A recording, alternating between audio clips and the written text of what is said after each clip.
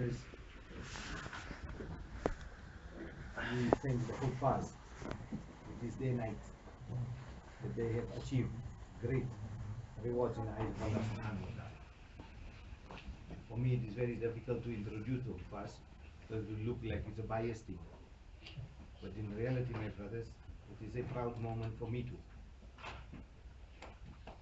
Our first Hafiz that read is from Cambodia, a very, very poor country, and a person that has great knowledge of Deen. A youngster that had desire to learn Islam.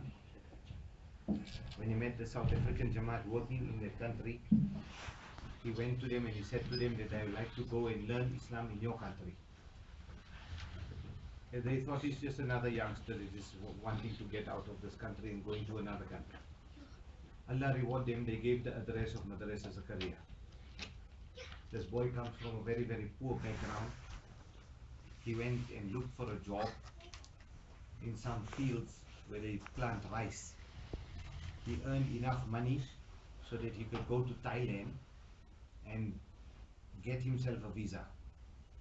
He had a knapsack with maybe 2 pieces or 3 pieces or 4 pieces of clothes, and he got his visa. He didn't have the money to go back to his parents to say bye-bye to them in his own country. He flew to South Africa. When he came here, the madrasa of course picked him up because he had the number. He got to the madrasa, and finally somehow I came to find out that there's a boy from Cambodia that is here because we make effort in Vietnam and Cambodia. It is close to our hearts. So I went to go and meet him. When I went there, I told him I'm taking you to my house. In the car, I asked him, how did you find South Africa? He said, this is paradise. So I said to him, why? How can this be paradise? He said to me, in my country, there's no hot water or cold water. In fact, there's no taps. When we want water, we get from the well. We have no electricity. I never slept on a mattress. We never had a meal where people sit and have a good meal. They go to the riverside and they catch small little fish and they boil it up or they cook it with some sauce. And like how the Etonians, when they are broke, you know, during the middle of the month, then they call it pap and tuck. They boil pap. They make pap and they take this pap and they tuck it with the sauce. That's how they eat their whole life. They come from a very, very poor background. But my brothers and my friends, this boy has by hearted the entire Quran. He has by hearted the Riyadh al-Salihin. There's one Shafi fiqh kitab, he has by hearted it already. He's busy by hearting Mishkat Sharif, and in another year's time he'll be finished by hearting Bukhari Sharif. So he's not an ordinary boy. He's kept close to us simply because we want great things out of him. In a few years' time, I can guarantee this, that he will be a Sheikh al-Hadith in his country where he'll be teaching Bukhari Sharif. So today you might see him as an ordinary young boy sitting here and he looks very simple. But of course, my brothers, what Allah has given him, all of us don't have.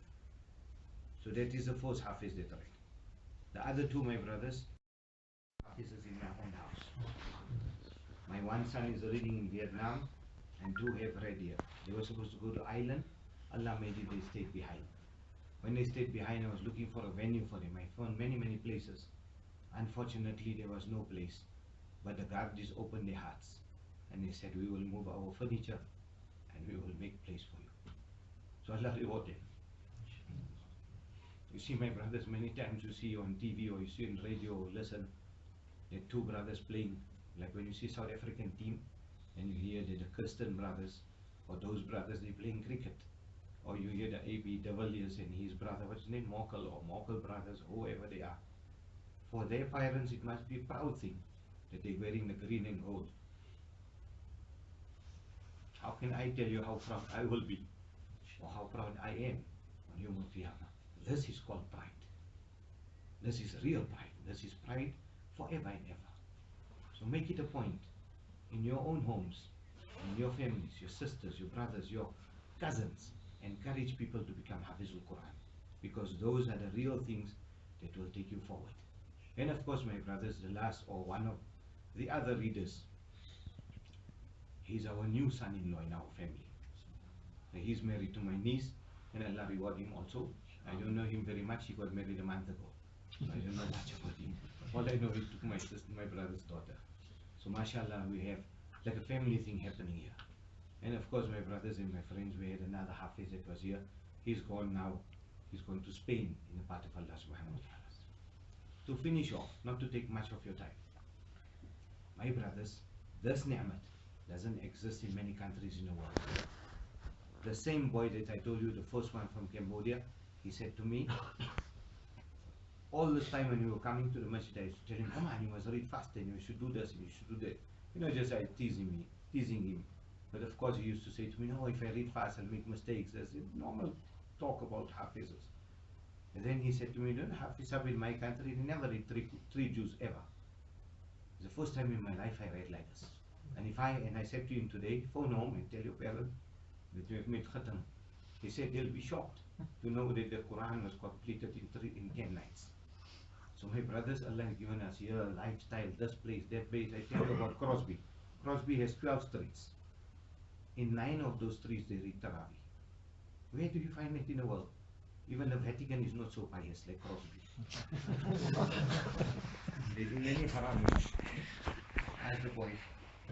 Anyway, my brothers, what I'm saying to you, it's a beautiful month of Ramadan. There's two things that I want to share with you. First of all, when you must say the example, how do you feel? Feel in your heart that I must say I'll be hungry the whole day? Or do you feel in your heart I must say because I must the Sunnah of Muhammad sallallahu alaihi wasallam? Which one do we must? Or which is the one that is linked to us? You see, my brothers, we make seri because it's the Sunnah of Muhammad sallallahu alaihi wasallam. We should, our whole thinking and our ways of doing things should be like how Rasulullah himself said when he was leaving this dunya. He said, when Akhir Zaman come, stick to my Sunnah and the Quran.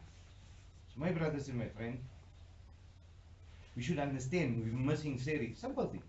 You must seri, not because you're going to be hungry the whole day, you're going to be miserable, or you don't have that cup of tea because you sometimes have that yaqeen in your head, you know, that if I don't have my tea, I'll have a headache during the day. We should change our attitude by thinking that I have must Sunnah of Muhammad sallallahu alaihi wasallam, such a great amal, where it is rahmat and barakat. Whatever it is the amal of Muhammad sallallahu alaihi wasallam. This is what he used to do, this is what I do. The second thing I want to share with you, my brothers, that we read Taraweeh, 20 rakaats.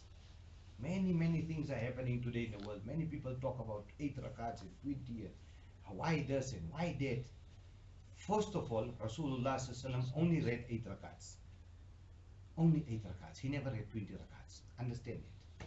The Sunnah of Muhammad is only 8 rakats. Okay? So when you're making your niyat, I'm not going to be controversial tonight. Or come bring up this whole topic. You want to talk about it? Meet me tomorrow night here. I won't be here. What I'm saying to you is the real Sunnah, let's be all honest. Somebody go in the street, tell you why you read 20. So you don't know what to answer. You tell me, no, it's Sunnah. It's not Sunnah. The Sunnah of Rasul sallallahu alaihi wasallam is 8 rakats. And you yourself, when you're making niyat, you should make niyat for the 8 rakats is Sunnah, and the rest of it is nawafil. When you're making niyat, you can't say Allah making 20 rakats of Sunnah namaz. Rasulullah sallallahu alaihi wasallam never read 20 rakats. Okay? Now why do we read 20 rakats? We read 20 rakats because Umar ibn Khattab radiallahu ta'ala an, in his zamana, found that the people were gathering and reading in groups. To gather this ummah and to unite them, he introduced 20 rakats. And this is which Umar ibn Khattab radiallahu ta'ala an had introduced. So what I'm trying to point to you, my brothers, is that when you make your niyat correct. You see, stand up, say I'm reading 20 rakats of nafil, sunnat namaz. How can it be? It's not sunnat namaz. It's 8 rakats of sunnat and 12 rakats of nafil salah. Understand, my brothers? Okay, and we're following Umar ibn Khattab. Why do we follow Umar ibn Khattab? This is the real last point I'm going to tell you. Okay? See, Umar radiallahu ta'ala was such a sahabi that when he was in this world, of course you know that he was a great enemy of Islam. But when Allah gave him hidayat, he became such a wali or such a close man to Allah, that my brothers, today when you see the news and you see TV and you see all the Syria burning down and you hear about Aleppo and this place and that place, Umar ibn Khattab in his Khilafat, 250 kilometers were coming daily into Islam. 250 kilometers of stretching, that means running of horses, that means Sahaba were conquering at 250 kilometers per day. Can you imagine that, my brothers? What were they made of? And who was the Amir? That man. That Rasulullah said that if there was a Nabi after me, then it would have been him. That when Rasulullah went into Miraj, in the most beautiful palace in Jannah, that Rasulullah had seen with his naked eye, Jibreel said to him that that house, it belongs to a Quraysh. Rasulullah was convinced it belonged to him. When he said again, Jibreel, whose house is this? To confirm whose is Quraysh. He said, that belongs to Umar ibn Khattab. He is a man that was given the glad tidings of paradise. A man who has been given a khilafat. A man who was made that his Jannat home was shown. Such a man. So he is not some ordinary guy. He is a very, very valuable man. And that man, my brothers, how much value he brought to Islam. 250 kilometers of land coming into Islam every day. Today we're very proud to say, mashallah, this is so many. So who gave the qurbani? Who made the sacrifice? It was them. That man went and took Masjid Aqsa without a fight. They were fearful of such a man. They say when Umar ibn Khattab radiallahu anhu name used to be taken, people used to have the fear in their heart 1 month's journey away, so far. Imagine, such a man. He said that we will read 20 rakat namaz. And Rasulullah said, Ashabika nujum, that my Sahaba are like guiding stars, we will follow them and you will enter into paradise. That's why we follow him. Understand, my brothers? You understand it? I'm teaching you something, so you go out there in the world, some idiot comes to you and say to you, Nabi Sallallahu Alaihi Wasallam said only 8 rakat namaz. Now to answer that person, that's not to teach you to answer people, is to make you, you know, you should be educated. We should be educated about our deen. Now come I tell you something. In the time of Rasulullah Sallallahu Alaihi Wasallam, no brick house, khajur trees to make leaf. If you go to the museum, you'll see it. Go to Madrasa Zakaria, they have a beautiful museum, similar to like what they have there in in Medina, and you will find how they used to live. That's why Salman Farsi radiallahu ta'ala, his wife came up to him one day and said to him that, you know what, because many new Muslims, some of them they like jahil, they maybe peep in the house or like, you know, people are new still. So she said, shouldn't we put some cloth over, like a parda, over like a curtain, what we call, over the window? He said, do we have so much money to spend on covering walls when people are naked and Sahaba are without clothes? Imagine what I'm trying to do, the simplicity of these people. When Umar radiallahu ta'ala, Abu Bakr came, he didn't change a single thing. When Umar radiallahu ta'ala came into the Khilafat, he went to Aisha radiallahu ta'ala and he said, what was so unique about your husband? He said, there was nothing. He just followed the Prophet sallallahu alaihi wasallam on every single step. He changed nothing. So he said, then I have to follow the same way. That means he did the same. What he tells you is that till that time, till Umar ibn Khattab's time, there were no modernizing of the houses. There was no pitch roofs. There was no smart things put in there. So much so that one of the most expensive carpets that came from Persia when they conquered Persia, when it came in there, Sahaba got affected by that material. That means the quality of that mat. Do you know what Umar radiallahu ta'ala did with that mat, my brothers? He made little pieces, like samples, and he gave it to all Sahaba so that their heart doesn't desire those things. Every Sahabi who went out there and got affected by the countries that they were in, he brought them back and changed the Khilafat. Changed the Khalifa who was sent, or what they were called at that particular time, Allah knows. They changed them. That means they were strict. When Umar ibn Khattab radiallahu ta'ala received perfume, that means in a block form, like you know, you get those attar that you rub. When it came in block forms like ice, so he asked Sahaba, who's ready to cut this and distribute it among Sahaba? That means give it to the Ummah. They were scared. Imagine, they were scared to cut it because they were fearful that if they cut it wrong and more went to this person or that person, they will be answerable for on Yawm al-Qiyamah. Guess who stood up and said who will do it? His wife said, I will do it. His wife said, I will do it. He said, Subhanallah, are you serious? You can do it. So she said, yes, I'll cut it. Because you know how to cut cakes and pizzas and all of that. What I'm saying to you is, she was like ready. Nobody to do it. Guess what happens? He said to her, I forbid you to cut it. She said, why? He said to her, because that mushk will come from the knife onto your fingers. Allah might ask you, why did you take that little extra? That's how much taqwa they had in their hearts.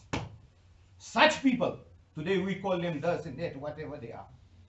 Now my brothers and my friends, what I'm saying to you is, Uthman radiallahu ta'ala, he was a softie, softie. That's soft though. Guys, they could handle him. Because he was a man that wasn't interested in the dunya, he was interested in akhirat. He was interested in akhirat. Such a man that Rasulullah said, I call you Zinnurain. He gave him 2 daughters. He said, if I had another, I'll give it to you. Such a Sahabi. When one day a person was sent by Rasulullah to go, he was a poor man, he said, I need some money. Rasulullah said to him, go to Uthman. When he went to Uthman's house, he stood by the door and he heard somebody grumbling and shouting his wife, why is the charaf, that little lantern which we call Seraj, that's my name by the way, why is the fire so much high? He was a man that used to arm the Muslim forces 1/3. 1/3 of the Muslim forces. That means if there were 10,000 Sahaba, Uthman used to pay for 3,333 Sahabas the whole sponsorship. That means the horses, the shields, the clothes, the whole steel armor he used to give it. Such a rich man. But he's squealing with his fellow, he's telling, hey, what is this? Ochukar! Make it less. This man standing outside and he's thinking to himself, did Rasulullah make a mistake sending me by this house? So as he was walking out, Uthman radiallahu ta'ala also going out. He said, hey, Sheikh, you came to see me because no other neighbors there. Is him. He said, come, what happened? He said, hey, Sheikh, come on, just tell me what's happening. He said, no, Rasulullah sent me, he sent you to me. For what? For money? No problem, come here. He said to his wife, 6 bags of gold. Salaam alaikum. Hadiya, no to pay back. 6 bags of gold. And here he's squealing with his wife for the charaf. Because they had Jannat in front of them, not dunya. Dunya went nothing, they gave it away. That is, Allah will ask me, why you use so much? Why you use so much? Sahaba for 4 days never ate, 3 days, sorry, never ate. 4 Khulafai Rashidin, they coming out of their homes. With Rasulullah, they go to one Sahabi's house. They say, is there food in, and they ask each other, why do you come? Say, hunger, each one. When they come to the one house, Ayub Ansari's house, radiallahu ta'ala, he came to him, he brought some khajur quickly, running. He went and fetched it and ran and put it down. Huzur came to my house. When he put it down, there were some raw khajur, some ripe ones, some overripe. When they were just about to eat, Rasulullah tell them, you know Allah will ask you on Yawm al-Qiyamah for all the delicacies that you're having. Say, Subhanallah, Sahas. We are hungry 3 days, Sheikh. What delicacies? Then Rasulullah say, read the dua, Allahumma at'im man at'amani wasqi man saqani. If you read this, no hisab on Yawm al-Qiyamah. Otherwise you'll be asked for that. Such was Sahaba. Now today we think, somebody, why I'm saying this? Somebody will tell you, Sheikh, the sunnah is 8 rakaats. You understand? Where you come with this? 20 rakaats. So ask that man, you live in a brick house, big house, with mortar in between, then that is not sunnah. The Prophet ﷺ never lived in a house like that. So you following who? Who gave ijazat? Who gave permission? Uthman gave permission. So don't come and beat around the bush here with about 12 rakats and 4 rakats and 8 rakats. You don't want to read because you're lazy. In real, you're lazy. So we read the 8. And we read 12 extra because our Nabi Sallallahu Alaihi Wasallam said we follow Sahaba, and Sahaba will be our road to Jannah. First of all. Second thing is, what more better can there be? That when he said to you that one nafil in Ramadan becomes a reward of a farais. So you learn your 8 rakat namaz, I bet you'll go home, you slan a guy, which sunnat is that? Plus you jumping in a car, which sunnat is that?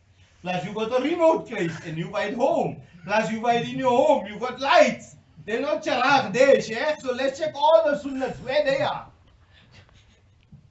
And then you never read bitter. Because you walked out after 8 rakats. And the worst thing is that years and years will pass. See what Shaitan did with you. See what he did with you. You never made a khatam of Quran throughout your whole life. Because there's no masjid. In South Africa, we know of Cambodia, they don't return Quran in 10 days, right? We know that, there's a fact, the man told us. But we don't know any masjid in South Africa in 8 rakats, they complete the Quran. Is there, my brothers? Please follow me up. There isn't. So that man is going home, unfortunately, without making the khatam of Quran Kareem. So Allah reward the people who have given us the opportunity to listen to Quran Kareem. In Vietnam, my brothers, we used to send Hafiz of Quran every year. We send this year also. The government said, you will not read the Quran. We told our Hafiz al Qurans, read in a hotel. Somebody might ask me, why did you send them? So far, you spend so much money, send them. My brothers, they were great ulama that were captured and put into jails. And they read Taraweeh in the jails. So these boys are still free. They're not in the jail. But they can read there. Sar zameen ke upar, it means on a pure land that belongs to Allah. Allah ka kalam sunana hamara kaam hai. To read Allah's kalam on the land that belongs to Allah, it is our duty to do it. Even if we do it in the jails of those countries, we will read the kalam of Allah. Like how if you see in the history of South Africa, you will find that those sheikhs that are buried there, they read Quran in the jails of South Africa, my brothers. That's how Taraweeh started in this country, in the jails. So we will also do the same Qurbani. Allah will one day free us all. Wa akhiru da'wana, alhamdulillah, dua was hell of a long, so it's included in the dua.